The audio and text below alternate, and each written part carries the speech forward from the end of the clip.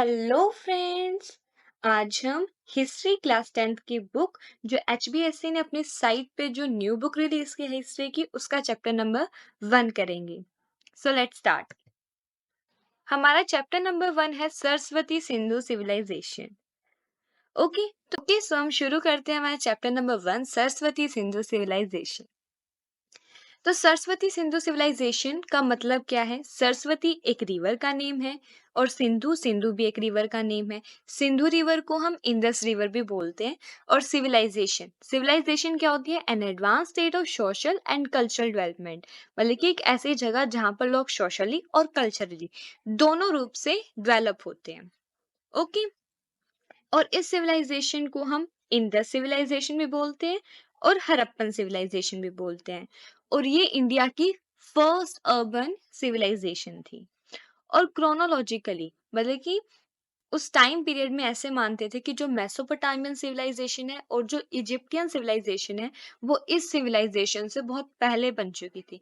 पर ऐसा नहीं है, ये सारी सिविलाइजेशन एक ही टाइम पीरियड में बनी थी। और इस यहाँ पर आपके दो इम्पोर्टेंट एमसीक्यू बन सकते हैं कि हड़प्पा को किसने खोजा? दयाराम साहनी ने। कब? 1921 एडी में। और मोहनजोदारो को किसने खोजा? राहल दास बैनर्जी। कब? 1922 में। ओके, अब हम यहाँ पर मैप को भी गो थ्रू कर लेते हैं। ये जो येलो कलर से हाईलाइटेड एरिया है वो है हमारा इंडस रिवर और जो ग्रीन कलर का है वो है हमारा Saraswati river. Okay, topics to be covered. अब हम इस चैप्टर में कौन कौन से टॉपिक पढ़ने वाले हैं उसको भी गो थ्रू कर लेते हैं। एक्सपेंशन करेंगे हम, कहाँ कहाँ तक ये सिविलाइजेशन फैली हुई है। Chronology, town planning, art of Saraswati Sindhu civilization, political life, social life, economic life, religious life and cause of decline. इन सभी टॉपिक्स को हम फटाफट कंप्लीट करते हैं। तो सबसे पहले एक्सपेंशन, मतलब इस सिविलाइजेशन का एक्सपेंशन कहाँ कहाँ तक है, कहाँ कहाँ तक ये सिविलाइजेशन फैली हुई है। तो देखो, इस वीडियो में मैं आपका मैप भी कवर करा दूंगी। मैप की भी आपको टेंशन लेने की नीड नहीं है। मैप जो एचबीएससी ने अपनी साइट पे जो मैप वर्क दे रखा है वो मैं आपको बता रही हूँ अभी फिलहाल। इस चैप्टर 1 में आपका मैप आ सकता है कि सरस्वती सिंधु सिविलाइजेशन को आप लोकेट कीजिए इंडियन मैप में। तो ये देखो, ये जो ऑरेंज कलर से जो हाईलाइटेड एरिया है वो है हमारा सरस्वती सिंधु सिविलाइजेशन का। और यहाँ पर कुछ आपको स्टेट्स पे मिल जाएगी इस सिविलाइजेशन की, जैसे हड़प्पा, अलमपुर, मोहनजोदारो, डोलावीरा, लोकथल, राखीगढ़ी, अलमपुर, सुकांदनडोर। ओके, इन सभी की आप पोजीशंस भी कर लीजिएगा। और यहाँ पर मैंने कुछ डायरेक्शंस के थ्रू भी कुछ पोजीशन लिखी है। मांडा, दैमगाबाद, सुकांदर, अलीमपुर। जैसे मांडा यहाँ है, दैमगाबाद यहाँ है, सुकांदर यहाँ है, अलीमपुर यहाँ है। और बनावली, ये इंपॉर्टेंट है। बनावली कहाँ है? हरियाणा में। और कहाँ है? यहाँ। ओके, इनकी पोजीशंस आप याद कर लीजिएगा, इन स्टेट्स की और इस सिविलाइजेशन का एरिया। अब इस सिविलाइजेशन का कितना एरिया है? 2,15,000 स्क्वायर किलोमीटर। आप सोच सकते हो कितनी बड़ी सिविलाइजेशन रही होगी ये। और इसका ईस्ट टू वेस्ट कितना एक्सपेंशन था? 1600 kilometre. And north to south इसका कितना एक्सपेंशन रहा होगा? 1,400 किलोमीटर। ओके, अब हम क्रोनोलॉजी भी पढ़ लेते हैं। टाइम पीरियड, ये कब बनी और कब खत्म हुई। ओके, हमने इस सिविलाइजेशन को हमने 3 फेज में बांटा है इसके टाइम को। Phase 1, phase 2 and then phase 3। Phase 1 में ये जो सिविलाइजेशन है वो बिल्कुल बनने स्टार्ट हुई थी, लोगों ने कुछ इन्वेंशंस करने शुरू किए थे। फेज 2 में लोग और भी ज्यादा डेवलप कर रहे थे, उसके ऊपर वर्क कर रहे थे, जैसे कि और भी उसे डेवलप करने लगे, इंपोर्ट करने लगे, उन चीजों को एक्सपोर्ट करने लगे। अब फेज 3 में ये धीरे धीरे ये जो सभ्यता थी ये नष्ट होती गई। क्यों हुई ये सिविलाइजेशन नष्ट, इसका भी हम रीजन पढ़ेंगे आगे। फेज 1 में क्या था? अर्ली फेज था जो था 4,000 टू 2,600 बीसी तक। फेज़ 2 हमारा अर्बन पीरियड रहा था, जो कि था 2600 टू 1900 बीसी। फेज़ 3 हमारा था लेटर पीरियड, जो कि था 1900 टू 1300 बीसी तक। अब इस अर्ली फेज़ में लोग एग्रीकल्चर के थ्रू डेवलप होने लगे थे, कि एग्रीकल्चर में नए-नए इम्प्लीमेंट्स ले आए कहीं-कहीं। मतलब कि वो कहते हैं ना कि जो एग्रीकल्चर में जो सामान यूज़ होता है उनको डेवलप करने लगे, और भी बढ़िया-बढ़िया इम्प्लीमेंट्स लगाने लग गए। इरिगेशन का सिस्टम उन्होंने और अच्छा कर दिया था। अब डेवलप रूरल कल्चर, जो उनके रीति-रिवाज थे रूरल एरिया में, उनको भी उन्होंने डेवलप कर दिया था। जैसे कि कई लोग होते हैं ना अंधविश्वास में रहते हैं, पर वो ऐसा नहीं करते थे। कई बार अंधविश्वासी से भी वो बहुत दूर थे। ओके। नेक्स्ट है टाउन प्लानिंग। टाउन प्लानिंग क्या होती है? Town planning is the planning and designing of all the new buildings, roads and parks in a place in order to make them attractive and convenient for the people who live there. Town planning क्या है? एक planning करना और एक ऐसा design बनाना, किसका? New buildings का, जैसे कि हो गया रोड्स हो गए, पार्क्स हो गए, मतलब कि इन सभी को प्लान किया और डिजाइन बनाए उनके, ताकि ये लोगों को अट्रैक्ट करे और लोग इस सिविलाइजेशन के थ्रू मतलब कि अट्रैक्ट हो जाए। लोगों को रोजमर्रा जो जिंदगी थी उन्हें भी आसान बना दिया था उन्होंने। इतना अच्छा टाउन प्लान किया था। पढ़ लेते हैं ऐसा क्या था उनके टाउन में। उन्होंने इस टाउन प्लानिंग को दो पार्ट्स में बांटा, माउंट्स और रोड्स। माउंट्स मतलब टीले जहां पर वो लोग रहते थे, रोड्स रोड्स। अब इन जहां पर ये जो लोग रहते थे उन्होंने दो भागों में बांटा, एक वेस्ट डायरेक्शन और एक ईस्ट डायरेक्शन। वेस्ट डायरेक्शन में उन्होंने फोर्ट बनाए और ईस्ट डायरेक्शन में उन्होंने रेजिडेंशियल एरिया बनाया, जो आम लोगों के लिए होता था। उन्होंने फोर्ट में क्या क्या किया था? फोर्ट वाले एरिया में उन्होंने डिफेंस रैम्पार्ट्स बनाए थे। इसका मतलब क्या होता है? मोटी मोटी दीवारें बनाई थी, ताकि अगर कोई आक्रमण करे, जैसे ये बंदा यहाँ पर गोलियां चला रहा है, तो यहाँ छुप के हम उसके ऊपर अटैक कर सकते हैं। ठीक है, ऐसे डिफेंस रैम्पार्ट्स बनाए थे और गोली इनके आर पार भी नहीं जा सकती थी। मतलब कि एक ऐसा पीरियड था जहां पर लोग बोलना सीख रहे थे, जहां पर लोग पढ़ना सीख रहे थे। वहां इतनी एडवांस टेक्नोलॉजी थी। टेक्नोलॉजी तो क्या थी, मतलब कि वहां के लोग ही एडवांस थे। अब टाउन, टाउन में क्या किया था? टाउन में कौन कौन रहते थे? टाउन में रहते थे या रेजिडेंशियल एरिया में common man, merchants, craftsman, worker, ये सारे कहाँ रहते थे? टाउन में या रेजिडेंशियल एरिया में। फोर्ट्स में कौन कौन रहते थे? एडमिनिस्ट्रेटिव ऑफिसर्स, ग्रेनरीज, मतलब कि ऐसे राजा महाराजा फोर्ट में रहते थे, और जो ग्रेनरीज होती थी वो भी उन्हें फोर्ट्स में ही स्टोर करते थे। जो प्रशासनिक जो कार्य होता था वो भी फोर्ट से ही होता था। अब रोड्स, जो मोहनजोदारो का जो रोड है वो 9.15 मीटर वाइड है, और उसकी गलियां कितनी वाइड है? 3 मीटर। और रोड्स को भी नाम दिए गए थे। कुछ रोड्स है जैसे कि काली बंगा, राखीगढ़ी, मिठाल, ये रोड्स है जो कि कहाँ है? मोहनजोदारो में। अब ये रोड्स कैसे थे? इनकी कंडीशंस कैसी थी? एक तो ये रोड जो बहुत ही साफ सुथरे थे, क्लीन थे। यहाँ पर गार्बेज भी था, डस्टबिन भी थे, और बड़ी बड़ी नालियां भी थी जिनको ढका हुआ था। मतलब कि आज भी हमारे इंडिया में कहीं कहीं ऐसी जगह है जहां पर इन साफ सफाई को लेके एक बहुत ही वाद विवाद होता है, क्योंकि वहां पर साफ सफाई नहीं होती, वहां डस्टबिन भी नहीं होते, नालियां खुली रहती है। पर उस टाइम पे लोग इतना अच्छा कर रहे थे, क्या ही बताएं। अब रेजिडेंशियल एंड कम्युनिटी बिल्डिंग, मतलब कि जहां पर राजा महाराजा रहते थे, जो बिल्डिंग्स होती थी, जो भी उस सिविलाइजेशन को लेके जो भी कार्य होता था वो रेजिडेंशियल और कम्युनिटी बिल्डिंग में होता था। वो कैसे थे ये भी पढ़ लेते हैं। वहां पर 3 से 4 कमरे होते थे, किचन होती थी, बाथरूम्स होते थे, टॉयलेट्स होते थे, विंडोज होती थी, वेंटिलेटर्स होते थे, और मीटिंग हॉल्स होते थे। मतलब कि जो चीजें आज हैं वो चीजें उस टाइम पे भी होती थी। इसीलिए तो उन्हें सिविलाइजेशन बोल रहा है। इसलिए तो ये सिविलाइजेशन बहुत इंपॉर्टेंट है, इसलिए तो इनको मान्यता दी जाती है। वरना इन सिविलाइजेशन को तो कोई पूछता ही नहीं। जो सारी चीजें आज है ना, वो उस टाइम पे भी थी, कुछ एक को छोड़ के। अब हम पढ़ लेते हैं art of Saraswati Sindhu civilization. हमें पता है कि इंडिया जो है ना, यहाँ पर आर्टिस्ट तो देखो भरे ही पड़े हैं। और ऐसा अभी से नहीं हुआ है, बहुत पुरानी क्या कहते हैं बहुत ही पुरानी परंपरा से चला आ रहा है ये तो।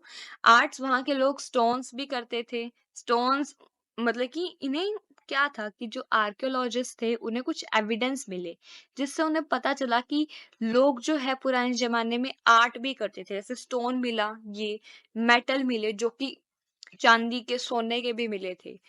और क्ले स्कल्पचर्स मिले थे, सील्स मिली थी, बीड्स मिले थे और पॉटरी भी मिली थी। अब यहाँ पर एक मूर्ति भी मिली थी, जो कि थी 19 सेंटीमीटर लॉन्ग, जिसने एक शॉल भी डाली हुई थी। ये आपको हिस्ट्री की बुक में तो मिल ही जाएगी। ऐसा मतलब कि हर जगह, मतलब बहुत सारी जगह हम देख सकते हैं। हिस्ट्री की जब भी बात आती है तो उसके कवर के ऊपर ये फोटो तो देखो होती है। आपने भी कभी ना कभी देखी होगी। अब सील्स में क्या था, जैसे कि सील्स ये पत्थर के ऊपर ऐसी कलाकृति करते थे। एनिमल्स की, बर्ड्स की, ज्वेलरी की, gold, silver, copper, sports equipments भी। देखो यहाँ पर सोने की भी चीजें हैं, सोने का स्टोन बनाया हुआ उन्होंने। मतलब कितने एडवांस थे वो लोग। नेक्स्ट हम करते हैं पॉलिटिकल लाइफ। मतलब कि लोग ग्रो कर रहे थे, लोग डेवलप हो रहे थे, पर उनको कोई एक तो लीडर होगा ही। मतलब कि वहाँ का सिस्टम कैसा था, जैसे कि आज हमारा इंडिया क्या है, एक डेमोक्रेटिक है। यहाँ पर पॉलिटिकल लाइफ कैसी है, मतलब कि डेमोक्रेसी है यहाँ पर उस टाइम पे क्या था, ये हम पढ़ते हैं। Uniformity of town planning, tool making, weights, seal etcetera indicate the existence of efficient administration.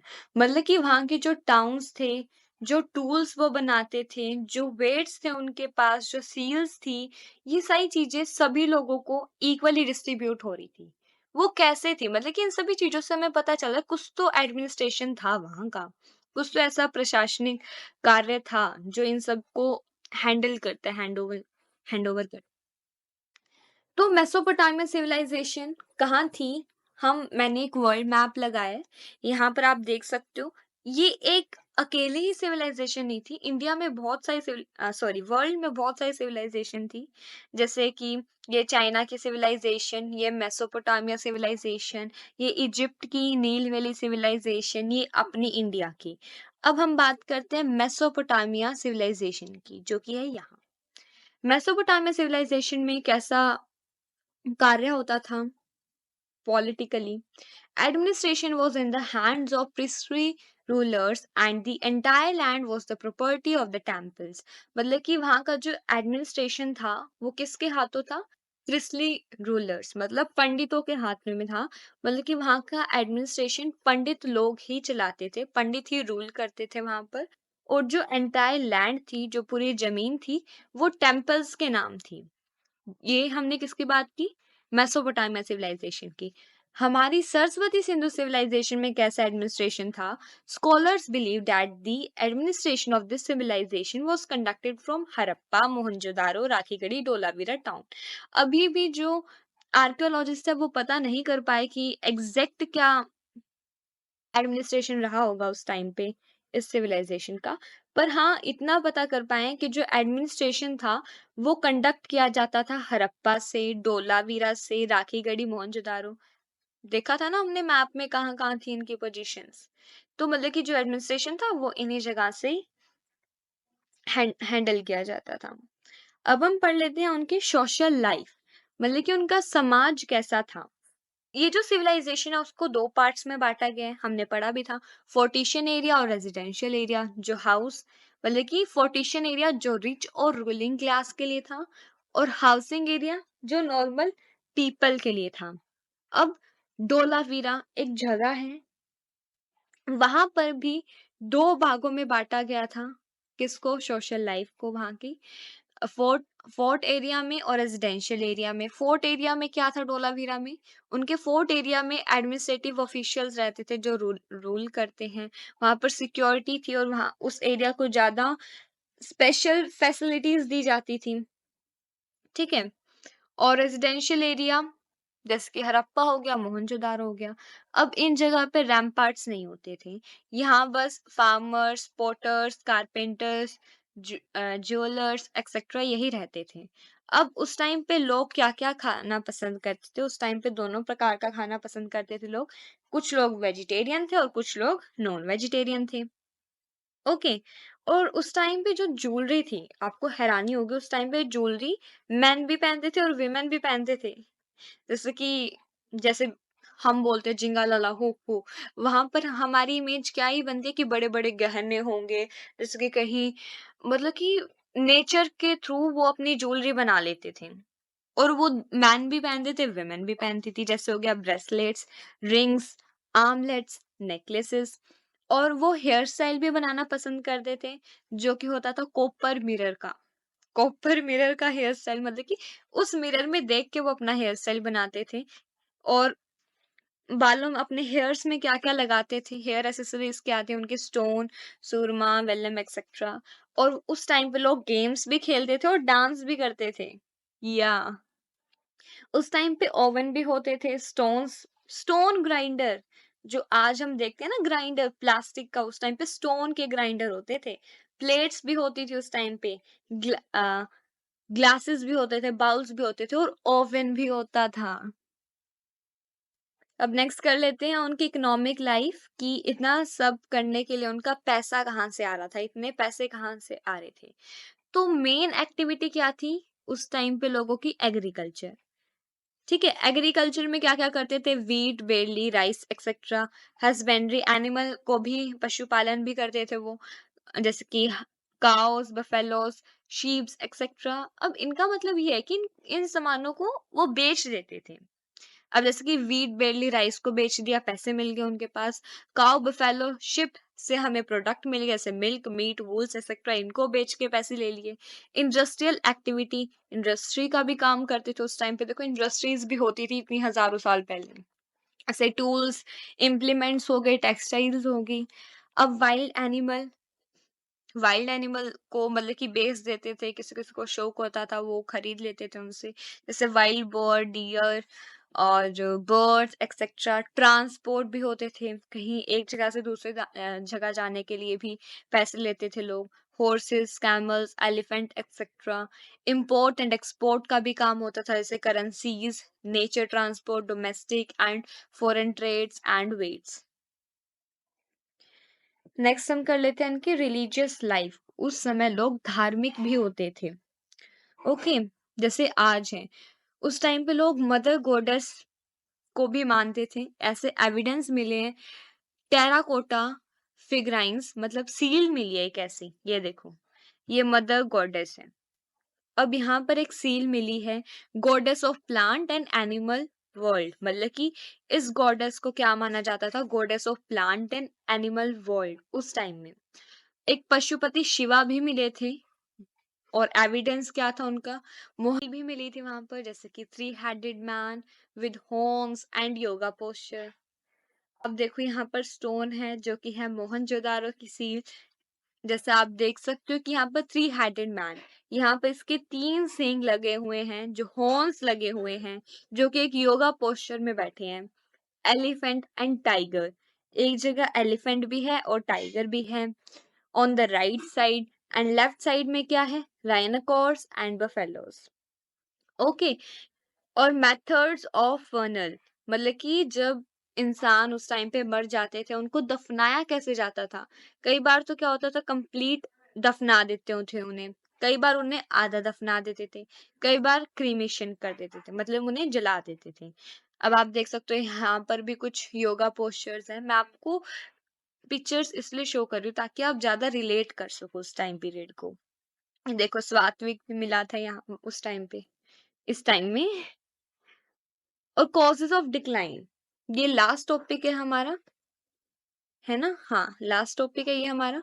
हम पढ़ लेते हैं कॉजेज ऑफ डिक्लाइन। क्या रीजंस थे इनके पीछे जो ये इतनी अच्छी सिविलाइजेशन, इतनी एडवांस सिविलाइजेशन खत्म होगी, क्या रीजन थे। एडमिनिस्ट्रेशन स्टैग्नेशन, धीरे धीरे प्रशासनिक कार्य खत्म हो गया होगा, क्योंकि अभी एग्जैक्ट हम पता नहीं कर पाए, हम बस इमेजिन मतलब हम सोच सकते हैं कि ऐसा रहा होगा, ऐसा रहा होगा। तो पहला रीजन था एडमिनिस्ट्रेशन स्टागेशन, जिसमें settlement was destroyed. Cleanliness decrease, साफ सफाई कम हो गई थी। ओल्ड जो पुराने घर थे नए में बनने लग गए थे, हम जानते हैं ना ओल्ड इज गोल्ड, बट क्या करें उन्होंने नए हाउसेस बनाने शुरू कर दिए थे।